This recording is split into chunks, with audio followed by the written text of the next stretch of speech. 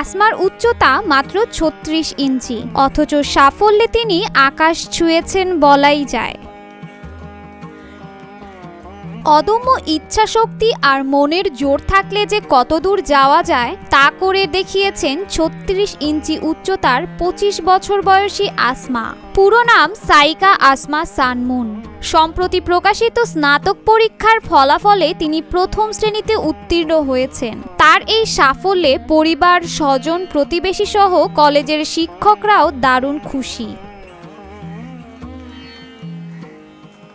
আসমা মনে করেন তার এই সফলতার পেছনে পরিবারের ভূমিকা সবচেয়ে বেশি।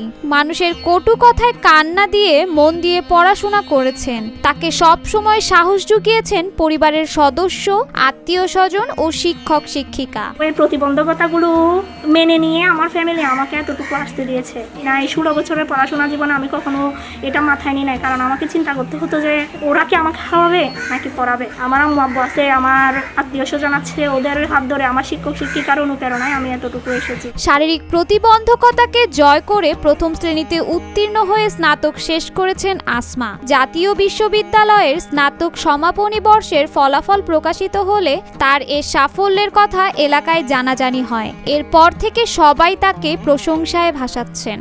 বান্ডেল থাকলে প্রতি সেনমানিতে টাকা বাঁচবে। বিকাশ সেনমানি বান্ডেল কিনে জিতুন প্রতি লেনদেনে। শারীরিক প্রতিবন্ধকতা থাকা সত্ত্বেও আমাদের ফটিকছড়ি সন্তান Saika Asma Sunmoon honours first পেয়ে যে গ্রাজুয়েশন সম্পন্ন করেছেন তার জন্য আমরা ফটিকছড়িবাসী অত্যন্ত গর্ববোধ করছি। তবে কেবল পরীক্ষার ফলাফল দিয়েই তিনি তার সক্ষমতা প্রমাণ করতে চান না, বরং প্রতিবন্ধী হয়েও পরিশ্রম আর ইচ্ছাশক্তি দিয়ে সফল হওয়া যায় এটাই সবাইকে দেখাতে চান আসমা।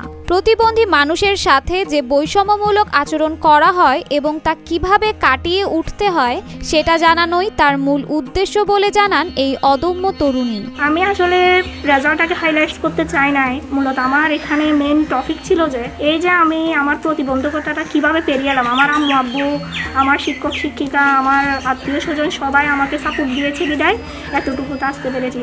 আমি বিভিন্ন জায়গায় দেখতে পাই যে প্রতিবন্ধীরা খুব বেশি অবহেলিত। এই যে রাস্তাঘাটে দেখতে পাচ্ছি ওদেরকে রাস্তায় ফেলে চলে যাচ্ছে, কেন? ওরা কি মানুষ না? আপনারা প্লিজ ওদেরকে একটু সুনজরে দেখুন। উচ্চ মাধ্যমিক পাশের পর দেশের একটি বিশ্ববিদ্যালয়ে ভর্তি পরীক্ষা দিয়েছিলেন আসমা। মেধা তালিকায় নাম আসলে বাধা হয়ে দাঁড়ায় উচ্চতা। তাকে প্রতিবন্ধী হিসেবে মানতে নারাজ বিশ্ববিদ্যালয় কর্তৃপক্ষ। অনেক বুঝানোর পরেও ভর্তি হতে পারেননি আসমা।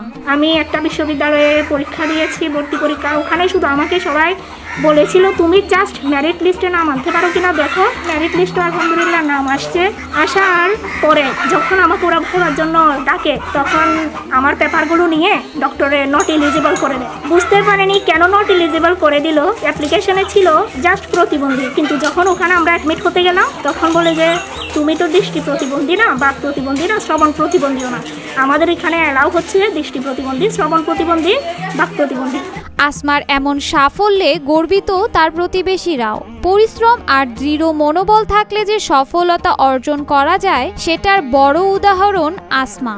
মেধার বিবেচনায় যোগ্য একটি কর্মস্থান করে দিতে সরকারের কাছে দাবিও জানান তারা। আমি ছোটকাল থেকে তাকে দেখতেছি, সে প্রচন্ড পরিশ্রমী। তার পরিশ্রমের ফসল হিসাবে সে আজকে অনার্স কমপ্লিট করছে। সেই হিসাবে আমি তার প্রতিবেশী হিসেবে আমি অবশ্যই গর্ববোধ করি তাকে নিয়ে। আমি রাষ্ট্রের কাছে বিনীত অনুরোধ জানাবো, এই যে সে এত পরিশ্রম করে ছোটকাল থেকে সে আজ এই পর্যন্ত এসে পৌঁছেছে, তার জন্য একটা সে যেন 2 মুঠো ভাত তার পরিবারকে নিয়ে খেতে পারে, সে একটা ব্যবস্থা করে দেব। আসমার বাড়ি ফটিকছড়ি উপজেলা পরিষদের পূর্ব পাশে প্রফুল্ল ডাক্তার বাড়িতে। তার পরিবার কিংবা প্রতিবেশীরা আসমাকে প্রতিবন্ধী হিসেবে কখনোই দেখেননি। স্বাভাবিক মানুষের মতো যখন যা চেয়েছেন তার আবদার পূরণ করার চেষ্টা করা হতো বলে জানান আসমার বড় ভাই। ও প্রতিবন্ধী হিসেবে জন্মগ্রহণ করলেও আমাদের ফ্যামিলিতে ও প্রতিবন্ধী হিসেবে আমরা কখনো দেখি নাই।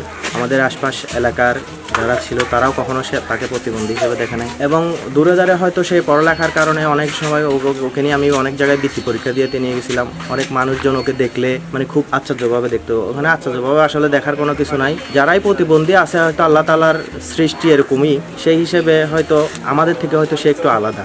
শারীরিক উচ্চতার প্রতিবন্ধকতাকে কাটিয়ে এমন অর্জন সত্যিই প্রশংসার দাবিদার বলে মনে করছেন ফটিকছড়ি উপজেলার নির্বাহী কর্মকর্তা।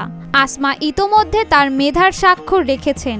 ভবিষ্যতে চাকরি করতে চাইলে সব ধরনের সহযোগিতা করা হবে বলে জানান এই কর্মকর্তা। তার উচ্চতা এবং অন্যান্য শারীরিক যে প্রতিবন্ধকতা সেটিকে অতিক্রম করে সে যে তার শিক্ষা জীবনে বিশাল অর্জন করেছে, এটা অবশ্যই কৃতিত্বের দাবিদার এবং সারা বাংলাদেশের মানুষ জানার অধিকারও রাখে। কারণ হচ্ছে তার শারীরিক এবং অন্যান্য প্রতিবন্ধকতাকে দূর করে তিনি যে পড়ালেখার ক্ষেত্রে নিজেকে নিয়োজিত রেখেছেন সেটি কিন্তু এমনিই ওটা একটা ব্যতিক্রম ঘটনা। তারপরেও তার যে পড়ালেখা সেখানেও কিন্তু মেধার স্বাক্ষর রেখেছেন।